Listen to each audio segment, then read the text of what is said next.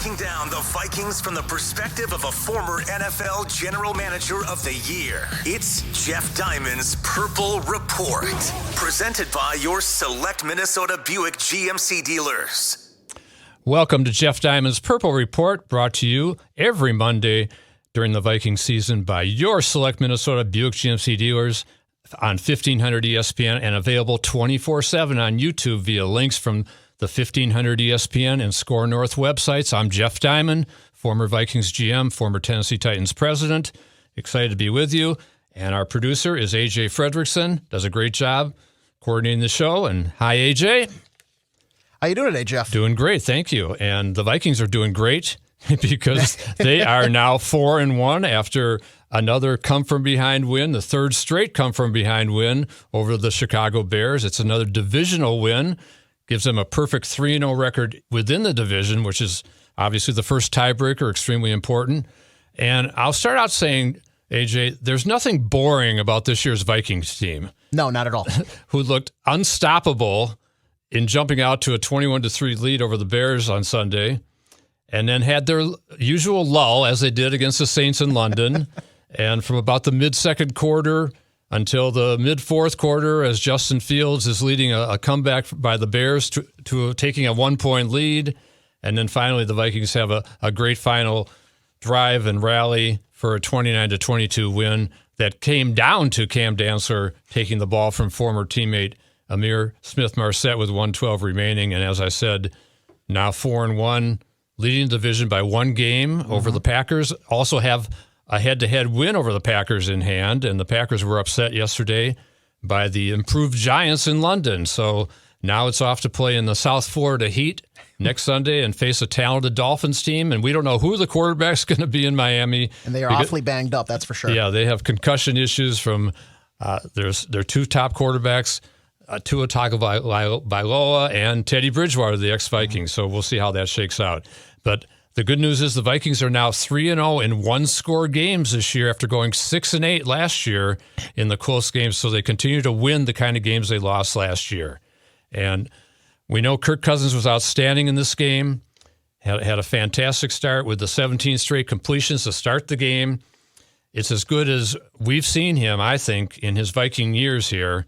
And he and Kevin O'Connell, the head coach, got Justin Jefferson wisely involved early in the game on a great opening drive. He had 4 catches for 55 yards on that opening drive, took him down to the inside the red zone, and the Vikings took a lead early. And we'll go over some of our highlights, and the drive was culminated with Dalvin Cook's rushing TD. Right to Cook, walks in, now it's a touchdown, and the excellent drive is capped off by 6. And then Jefferson, we know, AJ, he's obviously multi-talented and just a phenomenal receiver, one of the best in the NFL. But he also flashed his passing skill on a slick throwback play. and I got to say, I love Kevin O'Connell, his aggressiveness in this particular ball game. Right out of the gate, takes the ball, win the toss, take the ball, go right down the field with an opening drive, as they did against the Saints. Running the no-huddle offense, I think, was a big factor early on, so the Bears can't substitute. And the Vikings, a lot of success in third down in this game, converted 12 of 15, especially early on those drives. Did a great job there. But Jefferson, as I said, flashed his passing skill on a slick throwback across the field to Dalvin Cook for a 23-yard gain on 3rd and 10 that set up their third touchdown in the first half. Using Smith as one of them. Backwards pass to Jefferson. Throwback for Dalvin Cook with blockers in front. And a first down. It is 1st and goal for Minnesota. That was a phenomenal, exciting play. As I said, these Vikings are not boring. And so that led to kind of a little tricky play, a little flip pass from Cousins to Jalen Reagor for the touchdown that gave the Vikings a 21-3 lead. A little toss play here on the inside to Jalen Reagor, and the former Eagle has his first Vikings touchdown.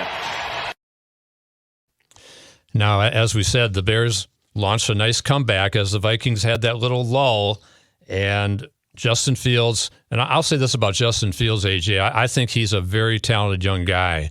And I know he's had some ups and downs early in his career, second season as a top 10 pick last year. But I think when the Bears give him some more talent around him, especially in the receiver position, Darnell Mooney, really the only threat that they had on the field yesterday at wide receiver. They've got some good running backs, Montgomery and Herbert. So when he has some more talent around him, look out for the Bears because they could be dangerous as a team kind of on the rise, and they came in 2-2. And I heard somebody say yesterday, this was an ugly win. Now, I'll say this, AJ, having been in the NFL for 20-plus years, there are no ugly wins in the NFL because every team has great players that were phenomenal players in college. They're all getting paid to play. And so there are no ugly wins. Maybe last Thursday when Indianapolis beat Denver 12-9 in an all-field goal game, that was a little bit ugly. Yeah. But in a 29-22 game with comebacks and lots of exciting plays and trick plays, that was not an ugly win by the Vikings. And so, as we said, to get to 4-1. And Jeff, I see a lot of people, not just in the media, but just kind of over social media and the Vikings fan base as well, is the discussion of, are they a true 4-1 team? As somebody with your experience, what's maybe the response you would say about the whole discussion of, being a true 4-1 team or a soft 4-1 team? Does that really matter at the end of the day? You have the 4-1 record, so what's maybe your comments regarding that? Yeah, it doesn't matter. Your record is what it is, and that's what's important. And they're going to have plenty of challenging games down the road, including at Miami this week, depending on their quarterback situation. They got to go to Buffalo. They got the Cowboys. They got plenty of tough games ahead. Got to go to Lambeau on New Year's Day. But they've got a win in their back pocket against Green Bay, who is still a top team, even though they lost yesterday to the Giants. And so you just have to say, hey, you still have the second best record in the NFL right now. There's only one perfect team. That's Philadelphia at 5-0. And that's the team the Vikings lost to. So they're cruising along pretty good.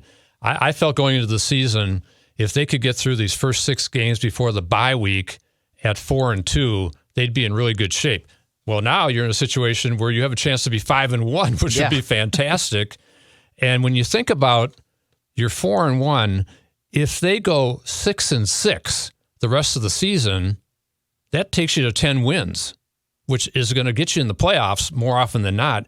If they go 8-4 the rest of the way, that gets you to 12-5 and a really good chance to win the division.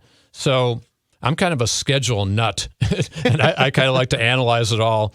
But the good start is really important. Compared to last year, they started out 1-3, and they're always behind the 8 ball, it seemed. So as we kind of went forward in the game, and the Bears made their comeback, and Cousins threw a terrible interception where he could have done the check down to C.J. Ham, instead tried to force it into Adam Thielen early fourth quarter, and all of a sudden the Bears have the ball and they're going downfield and they're rallying. But before that happened, there was a phenomenal play by Darnell Mooney in the game, which really kind of changed momentum in the second quarter when the Vikings held that 21-3 lead, and it fouled a 15-yard punt by Ryan Wright, which was a problem. So the Mooney play was really phenomenal. To start the second half, this is a huge drive for Justin Fields. Taking a shot for Darnell Mooney. What a catch! Absolutely incredible from Darnell Mooney. A one-handed 39-yard grab. And as I said, that really changed the momentum in the game. The Bears went in to score. It's 21-10 at that point.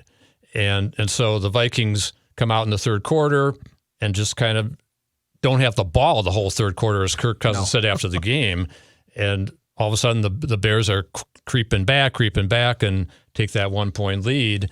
And then from there, the Vikings had a great drive in the middle of the fourth quarter, 17 plays, 75 yards, and was aided by Kirk Cousins on the ground. He had a big 3rd and 5 conversion for a first down on that drive, and then they get down inside the red zone, inside the 5, and the winning play, a Cousins quarterback sneak. Cousins trying to sneak it, and Kirk Cousins! They're already popping off the fireworks, no signal yet. It looked like he was in, and he is, for a go-ahead touchdown in the fourth.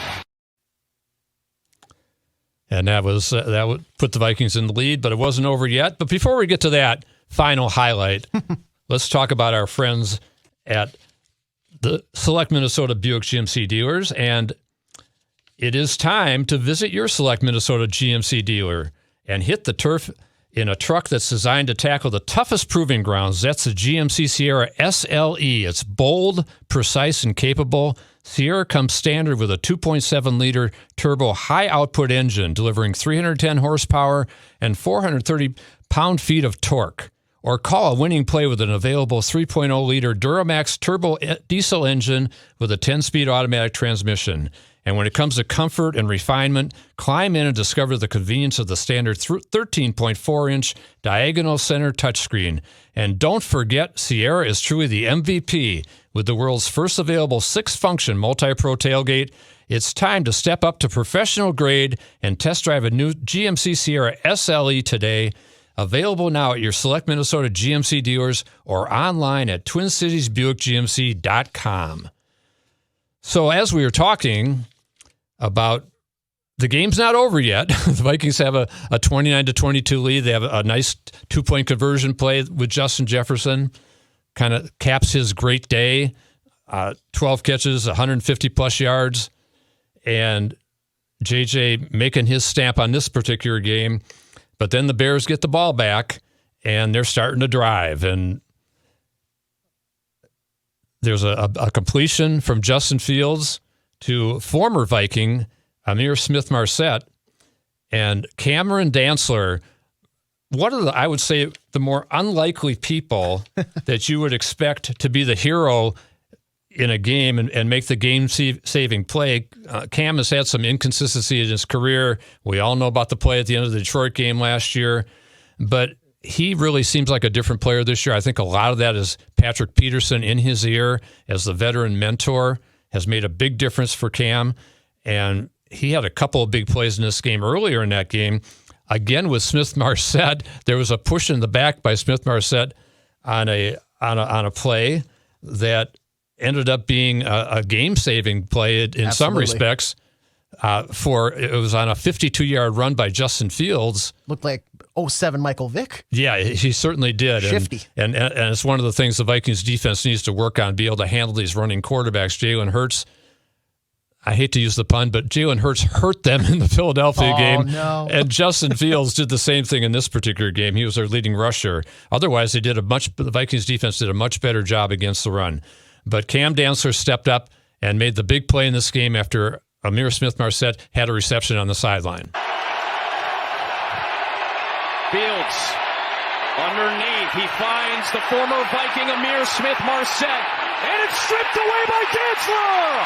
He takes it down into Bears territory. A huge turnover with a minute to go. Now, Jeff, I can cue it up again if you missed it, but on that play, the pass is complete to Smith-Marset, and Cam Dantzler comes in for the initial tackle and just gets thrown off. But then he gets up, he gets back in the play, and he wins the Vikings the game. He ices it for him. What does that say about the culture and what Kevin O'Connell has maybe transformed this locker room into? You might be out of it, and you might have just got embarrassed on national television, but you just totally redeemed yourself and made you are now the hero of the game with that single play. Yeah, I think what it shows is just the second effort. And that's what impressed me probably the most about this play is he's on the ground. He got basically faked out by Smith-Marset after he caught the ball. Dantzler thought he was going to run out of bounds. Instead, he stays in bounds.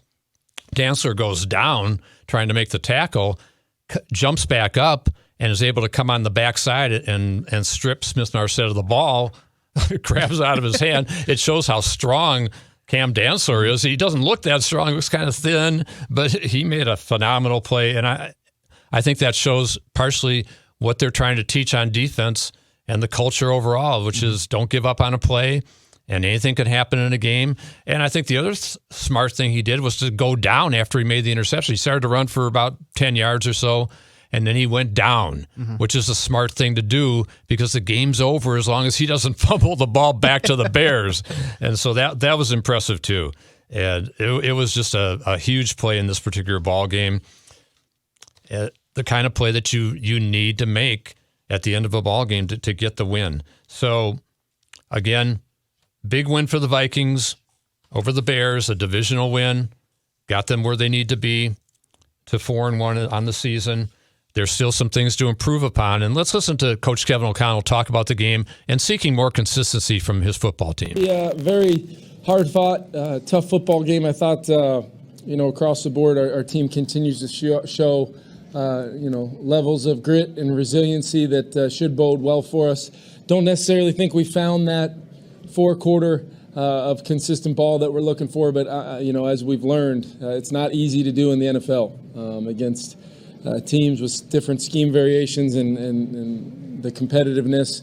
That's okay, but we're still going to continue to work tirelessly to have that. But once again, very, very proud of the way Kirk battled to the end, leading us back once again to get the lead back in the fourth quarter of a game, as well as our defense not only getting the strip sack there, but also then able to take the football away to allow us to take a knee for a victory in front of our great fans. I thought they were phenomenal again today.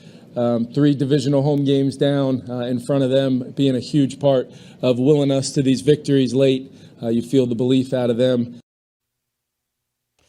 And I think that, as Kevin says, there are certainly areas to improve upon for the football team and not have these lulls and have that kind of quote-unquote killer instinct to be able to put these games away. But it's not easy in the NFL, and I certainly understand that from all my years in the league. There are very few blowouts that occur. And I think one of the problems yesterday also for the Vikings were penalties that have not been a problem in the first 4 games this year. The Vikings had 7 penalties for 70 yards, a couple holding calls on the tight ends, on Johnny Munt and Irv Smith Jr., and really the first time this season that the Vikings have had more penalties than the opposing team.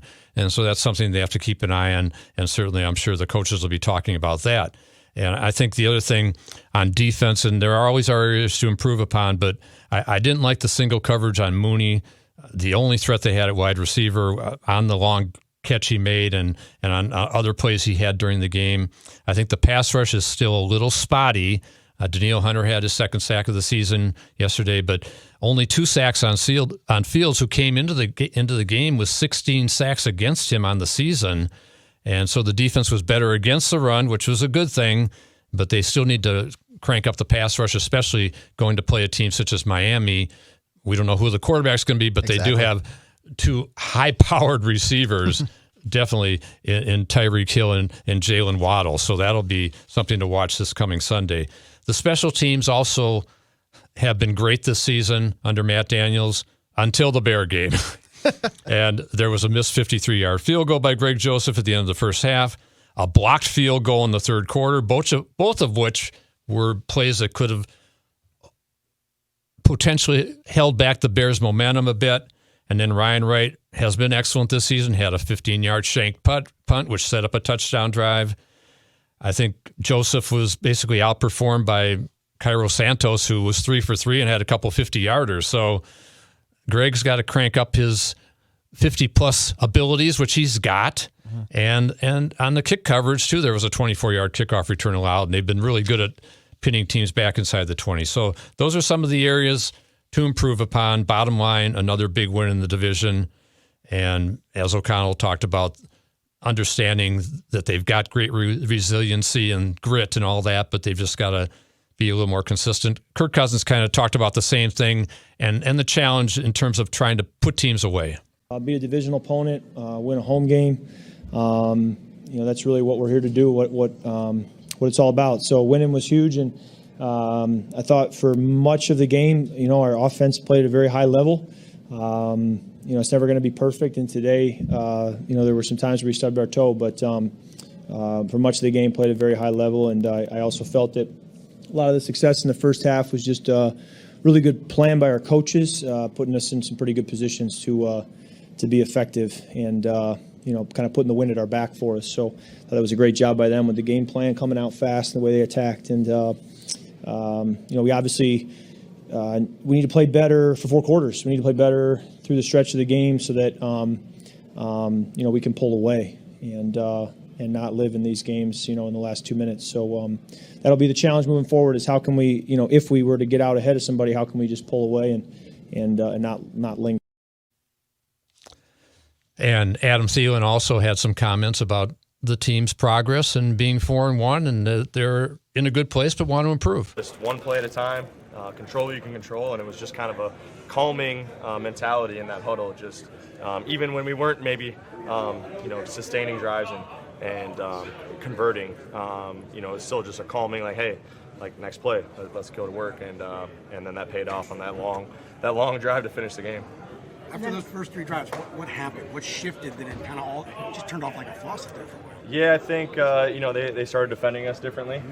They kind of dared us to run the ball and played a lot of shell coverage to take away the explosive in the pass game. And I thought we ran the ball really well against it, but still, just got to find ways to convert some of those first downs and get on the ball and continue to go. But I think we were pretty good on third down. I think we were 12 of 15 or something like that. So obviously that's encouraging, but we got to find a way to just keep putting it on them, and we'll go look at the tape and figure out how we can do that. But I'm proud of the way the guys kept finding a way and finished it like we have all year, which is a great feeling in this league. And Adam really nailed it in terms of finishing games, which was the problem last year, as we talked about earlier, that now they're 3-0 in those one-score games, and that bodes well for a potential playoff push for this team. As we kind of go around the NFL from Week 5, and the first NFL head coach firing came down on Monday, with Carolina giving the pink slip to Matt Rule after the 1-4 Panthers fell 37-15 at home to the 49ers, and Rule never could find a solid quarterback. Baker Mayfield has not gotten it done for him this year, and he was fired after 2+ years after signing a huge contract, a 7-year deal. So he'll be getting paid for a while and probably end up back in the colleges. And the Vikings, AJ, weren't the only team to blow a big lead yesterday, and the Packers led the Giants 10-0 and 17-3 before getting outscored 17-2 in the second half of their loss to the Giants in London. And a lot of gnashing of the teeth by Packer fans today, and as Green Bay dropped to 3-2 on the season.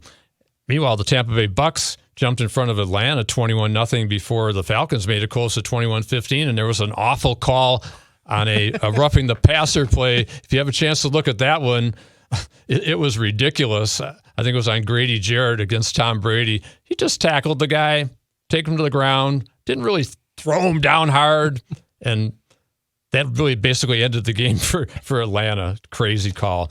As I said, the Eagles remained unbeaten when the Cardinals miss a 43-yard field goal with 22 seconds left. The NFC East, interesting division this year. Probably the best division in football right now, with the Eagles at 5-0. The Cowboys 4-1 beat the Rams, defending Super Bowl champs, who are struggling on offense. Mm-hmm. They beat them in L.A., and the Giants, probably the surprise team in the NFL this year. The Vikings will see them later this year. I think it's on Christmas Eve here at U.S. Bank Stadium. All of a sudden, that doesn't look like such an easy game that people may have thought. No, not at all. And the Jets are coming to town too, and they're 3-2 at some point later in the season. So the schedule, we'll see if those teams can stay where they are. I'm not sure if the Jets are for real. The Giants look pretty good, but they've still got to play a lot of tough games in their division. And so before we kind of get into wrapping up the show and talking about the game with Miami this week, which I think is really a good test for the Vikings, let's again thank our friends at GMC. And it's time to visit your select Minnesota GMC dealers and hit the turf in a truck that's designed to tackle the toughest proving grounds. That's the GMC Sierra SLE. It's bold, precise, and capable. Sierra comes standard with a 2.7-liter turbo high-output engine delivering 310 horsepower and 430 pound-feet of torque. Or call a winning play with an available 3.0-liter Duramax turbo diesel engine with a 10-speed automatic transmission. And when it comes to comfort and refinement, climb in and discover the convenience of the standard 13.4-inch diagonal center touchscreen. And don't forget, Sierra is truly the MVP with the world's first available 6-function multi-pro tailgate.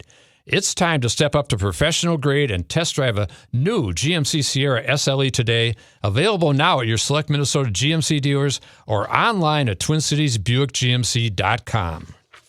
A couple other things that jumped out at me in this game, AJ. The Bears scored on 5 of 8 drives 3 field goals, 2 touchdowns. The Vikings, of course, had the touchdowns on the first 3 drives, which was a big improvement over last week in London when they had the 5 field goals in that game and out of their 7 scoring drives.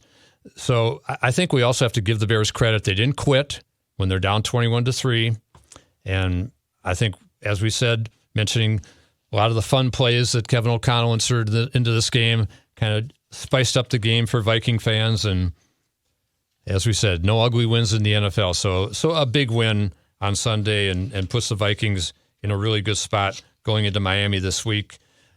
The Dolphins are an interesting team. Started out the season 3-0, and then they've lost, and including that 3-0 stretch was the only loss for the Buffalo Bills this year, a 21-19 game down in Miami in Week 3.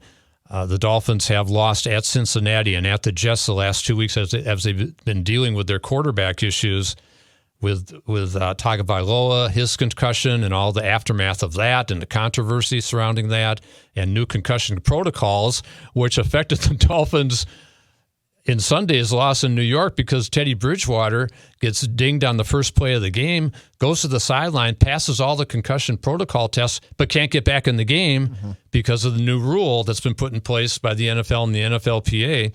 So the Dolphins end up going with Skylar Thompson, a 7th-round pick who was their number 3 quarterback in this game, and he winds up throwing an interception, has a fumble loss in the game, and the Jets pull away at the end with Skylar Thompson in the game. Now, I would certainly expect that Teddy Bridgewater, having passed those concussion protocol tests, will be available on Sunday to start the game, and perhaps Tua maybe too, since he's now missed 2 games.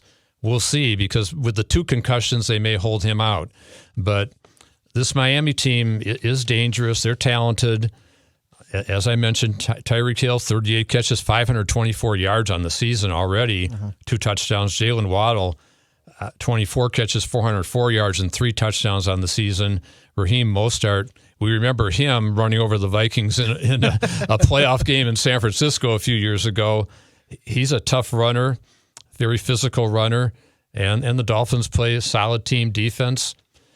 It's going to be a good test, I think, in the heat down in Miami and the humidity. And I think it would be probably more advantageous to Miami later in the season than it is early in the season, as it's been kind of warm here. It's going to be warm here this week. Yeah, absolutely. Until the bottom drops out. And I do want to get your opinion here too. The Dolphins, they have allowed 40 points allowed against the Jets and 27 against the Bengals the week prior. Is this going to be a Sunday where we see the Minnesota Vikings offense? Maybe we've seen struggle at times in the first 5 weeks at points. Really just have that kind of coming out party and maybe be able to tear up that secondary? Yeah, perhaps. Although I think they kind of had a pretty good performance yesterday with the 429 yards of offense in that particular game against the Bears, and really did a good job in a lot of areas in the ball game, especially handling guys like Robert Quinn and Roquan Smith, the Bears' top 2 front 7 defenders, from making a big impact. So I think that the Vikings have an opportunity. It could be a relatively high-scoring game because the Dolphins have so much firepower, and we'll see how it shakes out with this particular ball game. I do think that Miami's defense has been suspect the last couple weeks, definitely, but I think part of that too is that they've been turning the ball over more offensively with their quarterback issues. So it's just a game where the Vikings need to go down there and get off to a good start. I think that was the big difference yesterday compared to, and they got off to a good start certainly against the Saints in London compared to the Detroit game and the Philadelphia game previously. Getting off to a good start, very important in the NFL, but then as Cousins talked about, as other players talked about, sustaining that. And I think one of the interesting quotes I heard out of the locker room yesterday, Harrison Smith was talking about, if you can learn while you're winning, it's awesome. And he said, I think it shows how good we can be, and we're just scratching the surface. So that could be the situation for the Vikings. They go into Miami, and then they'll have their bye week after that. So it'll be an exciting ball game down in South Florida next week.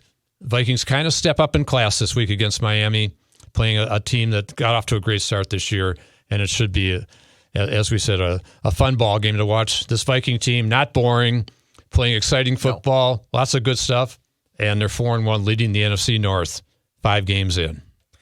Quickly for everyone out there watching, if you're watching on YouTube, make sure to subscribe to the channel and leave us a like. Make sure to comment down below if you have anything you want to have us discuss on the next episode. And share with your friends. Any type of sharing or just liking, subscribing, it does a lot for the channel in terms of growth. And, we want to be able to reach as many people as possible with all this great insight, Jeff. Absolutely. And we look forward to talking with you next Monday, and available 24/7 on demand on Jeff Diamond's Purple Report.